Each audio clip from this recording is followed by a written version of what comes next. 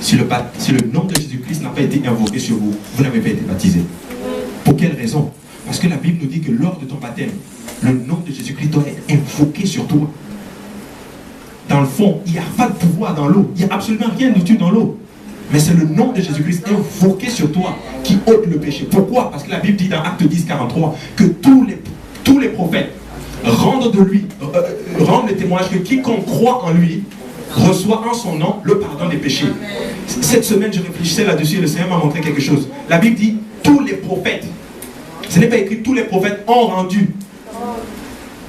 Si c'était comme ça, ça veut dire que tous les prophètes d'avant ont rendu. Donc ça veut dire que même aujourd'hui, si tu dis que tu es un prophète et que tu ne rends pas ce témoignage-là, tu n'es pas un prophète de Dieu. Et moi je suis content de voir beaucoup de prophètes ici.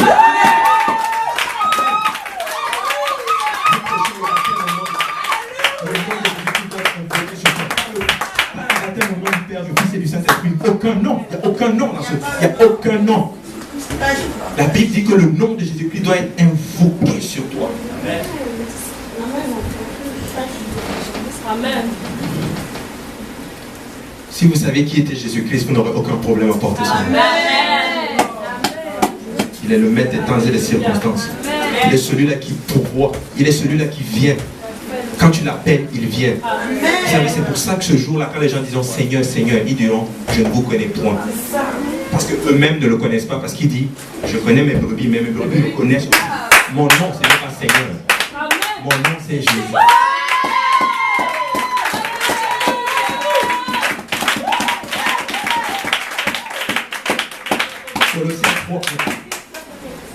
Colossiens 3, 17. En quoi que vous fassiez, en parole ou en œuvre, faites tout au nom du Seigneur Jésus-Christ. Nous chassons les démons au nom de Jésus-Christ. Nous prions pour les malades au nom de Jésus-Christ. Et à nos péchés, nous allons aussi les chasser au nom de Jésus-Christ. Nous allons les chasser au nom de Jésus-Christ. Pas au nom du Père, du Fils et du Saint-Esprit. Personne dans la Bible n'a jamais été baptisé au nom du Père, du Fils et du Saint-Esprit. Ça a été le mensonge, le plus grand mensonge que l'histoire ait connu. Des personnes sont... Alléluia. Écoutez, c'est une grâce d'avoir la révélation du nom. Il est question du nom. Écoutez, sans le nom, il n'y a rien du tout.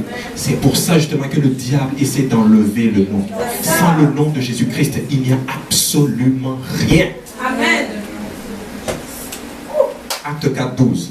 Il n'y a de salut en aucun autre. Amen. Mon frère, tu peux le mettre. Il n'y a de salut en aucun autre. Seigneur Jésus-Christ. Jésus est la pierre rejetée par vous qui baptisez et qui est devenue la principale de langue. Il n'y a de salut en aucun autre, car il n'y a sous le ciel aucun autre nom qui ait été donné parmi les hommes par lequel nous devions être sauvés. On est sauvé par le nom. Par le nom. Écoutez, peu importe ce que vous dites, que ce soit Père, Fils, moi je veux que le nom soit invoqué sur vous. C'est ça que est-ce qu'ils ont obéi? Oui, ils ont obéi. Les apôtres ont obéi. Jésus a dit dans Matthieu 28, allez baptiser au nom du Père, du Fils et du Saint-Esprit. C'est ce qu'il a dit. Mais le nom est au singulier, c'est un ordre qu'il donne. Allez chercher quel est le nom du Père, quel est le nom du Fils. Baptisez en ce nom-là. Mais la Bible nous dit dans Luc, il a ouvert l'esprit de ses disciples pour qu'ils puissent comprendre les Écritures. Ils avaient compris. C'est pour ça qu'ils ont baptisé au nom de Jésus-Christ. Ésaïe 9,5 nous dit, car un enfant nous est né, un fils nous est donné. Ce fils-là, c'est le Père éternel, c'est le Dieu de gloire, le Saint-Esprit qui est venu, qui a fait une chair et qui est venu sur la terre pour ton salut. Écoutez, si tu donnes un cadeau à quelqu'un qui le refuse, c'est une grosse insulte. Vous savez quoi? Quelqu'un qui refuse le salut éternel de Dieu, tu ne peux pas savoir comment tu irrites Dieu. Amen. Il est venu, il a été flagellé. La Bible déclare qu'il ne ressemblait même plus à rien. Allez, Ésaïe 53. Il ne ressemblait plus à rien. Combattu, flagellé. Et toi, tu dis aujourd'hui, non, je ne porte pas ton nom. Que Dieu nous aide. Nous devons être baptisés au nom de Jésus-Christ. Si tu peux le faire aujourd'hui. Oh, mercredi, la sœur...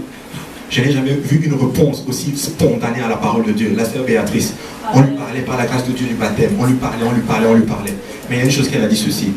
Elle a dit si c'est pour enlever les péchés, Alors faisons-le. Alléluia.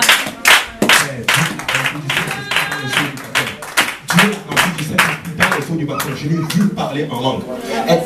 Elle est sortie et me dit, oh, mais c'est cool de parler en langue. Oui, c'est cool.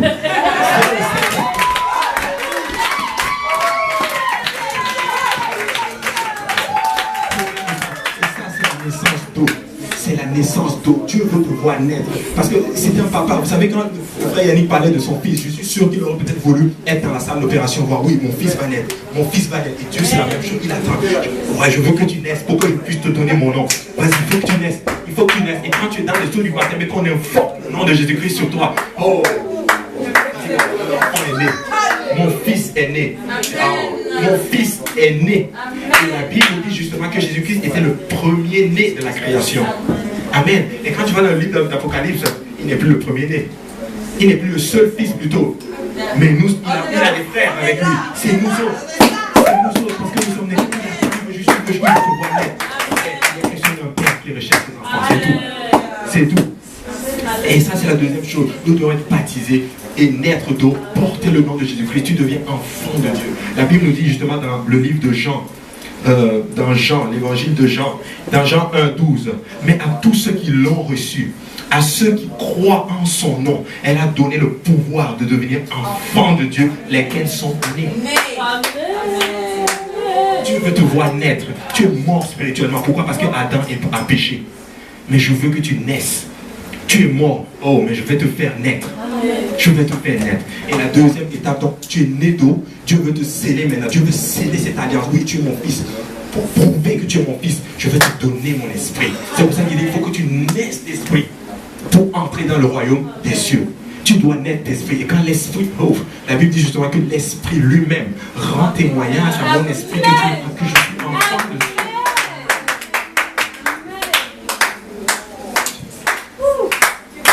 Et quand tu reçois le Saint-Esprit, tu parles en d'autres langues. Tu parles en d'autres langues.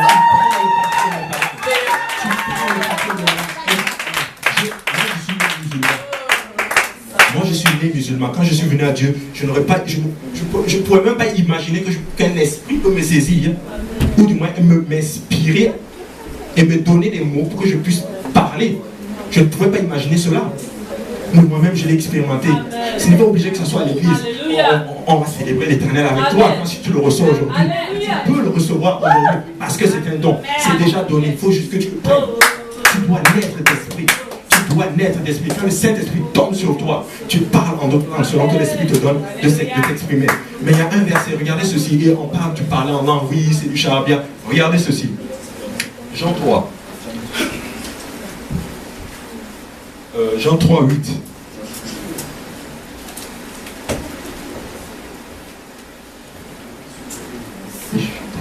Jean 3, 8. Il dit, 7, please. Ne t'étonne pas que je t'ai dit, il faut que vous naissiez de nouveau. Verset 8. Le vent souffle où il veut, et tu entends le bruit, mais tu ne sais pas d'où il vient, ni où il va. Il est ainsi de tout homme qui naît de l'esprit. Quand il naît de l'esprit, je ne sais pas d'où ça vient. Je ne sais pas où il va. Verset 9, maintenant, vous allez voir la révélation. Nicodème lui dit, mais comment cela peut-il se faire? Continue, mon frère. Jésus le répondit, tu es le docteur d'Israël et tu ne sais pas ces choses. Continuons. Je te le dis. Nous disons ce que nous savons et nous rendons témoignage de ce que nous avons vu et vous ne recevez pas notre témoignage, mais remonte au verset 6. Je perds le fil. Il y a une grosse révélation là-dedans.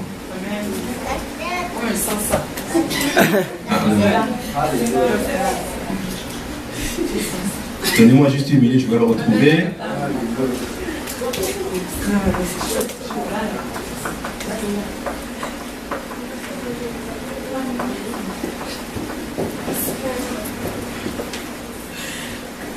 Amen. Va au verset 5.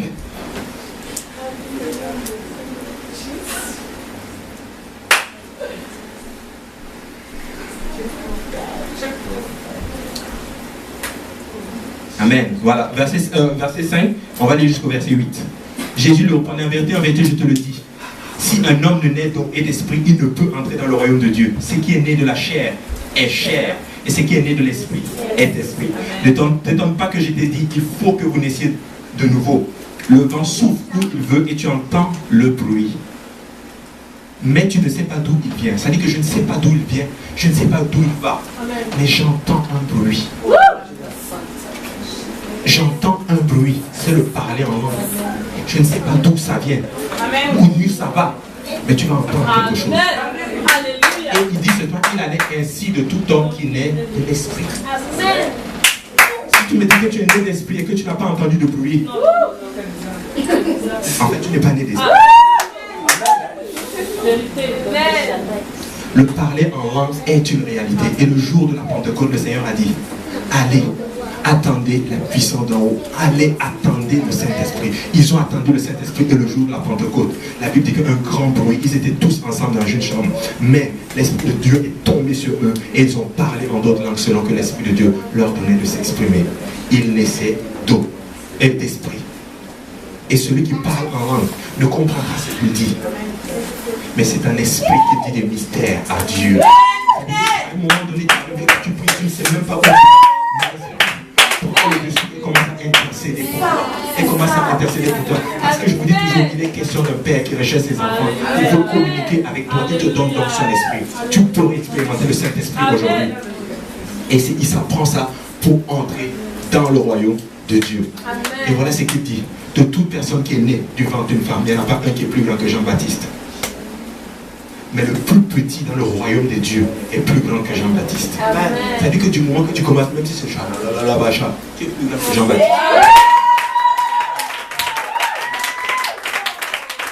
Et vous savez que Jean-Baptiste, le Seigneur l'appelle son ami. C'est mon ami, c'est-à-dire que Dieu en venant, il a envoyé son ami pour préparer son chemin. C'est ça Jean. L'ami du Seigneur, toi tu es plus grand. C'est normal, tu es son fils. Et c'est quelque chose que tu peux expérimenter aujourd'hui. Dieu veut rencontrer quelqu'un. Ça prend ça pour entrer dans le royaume des cieux. Ce n'est pas compliqué. Et c'est ça justement l'évangile. L'évangile, c'est justement trois choses. L'ensevelissement, la mort et la résurrection de Christ. Donc, la mort, l'ensevelissement et la résurrection de Christ. Quand tu es mort, c'est ça ta repentance. Dieu ne te demande pas de mourir. Je veux juste que tu t'identifies. Que tu t'identifies justement à ma mort. Amen. Tu t'identifies par quoi? Par la repentance. Quand tu te repens, tu meurs à toi-même. Tu t'identifies à la mort de Christ. Quand tu te fais baptiser au nom de Jésus-Christ par immersion et que son nom est invoqué sur toi, tu t'identifies à son ensevelissement. Et quand tu reçois le baptême du Saint-Esprit, tu ressuscites avec lui. Maintenant, il y a une autre chose que le Seigneur m'a montré et je vais m'arrêter là, je promis, je vais vraiment m'arrêter là. Regardez, il dit dans Genèse 3,15, je mettrai inimitié entre toi et la femme. Tu lui blesseras le talon, mais lui t'écrasera la tête. Ok. Comment le Seigneur a écrasé la tête du diable? C'est pas à l'évangile. C'est quand il allait à la croix. Et il dit ceci, parce que, serpent, parce que tu as fait ceci, tu mangeras de la poussière tous les jours. Maintenant, donc si toi, tu t'identifies à Christ, donc tu fais la même chose que Christ, et tous les jours, tu lui écrases la tête. Et je suis convaincu que tous les jours, quelqu'un...